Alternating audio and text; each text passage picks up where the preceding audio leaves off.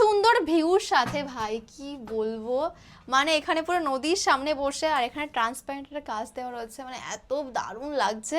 তো আমি কিন্তু এখানে খাবার নিয়ে বসে পড়েছি, আর মনে হচ্ছে খাবারের টেস্টটা ডাবল লাগছে বিকজ দ্য ভিউ। আর ওখানে দেখো যেই লঞ্চ পার করে আমরা আসি এই ঘাটে, কৃষ্ণনগর স্টেশন নেমে অটোতে করে আসতে হয় এখানটায়। এই ঘাটটাকে কি ফেরিঘাট নাকি বলে, ফেরিঘাট বলে, তাই তো? তো ফেরিঘাট থেকে যে লঞ্চ পার হয়ে পাশে আসতে হয়, তো লঞ্চটা ওখানে দেখা যাচ্ছে। হৃদয় একটু জুম করে দেখাও হৃদয়, ওখানে কিন্তু পুরো লঞ্চের লোকজন নামছে উঠছে সবটা দেখা যাচ্ছে, এতটা সুন্দর লাগছে। আর পুরো ওই এই ওখান থেকে কিন্তু এখানে হোটেলটা দেখা যায়, এই যে প্লাজা হোটেলের নাম, তোমরা ওখান থেকে দেখলেই কিন্তু বুঝতে পারবে এত সুন্দর।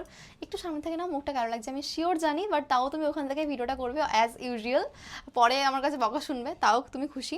অ্যান্ড চলো এবার লাঞ্চটা করি। আমার তো মনে হচ্ছে শাড়ি শুধু ফটো তুলেই যাই, কারণ ভিউটা এত সুন্দর, রুমটা তোমরা তো দেখি। অবশ্যই যারা মায়াপুরে ট্যুর করতে চাইছো, একটা সুন্দর লাক্সারি হচ্ছে হোটেল চাইছো, তারা ডেফিনেটলি একবার আসতে পারো এখানে।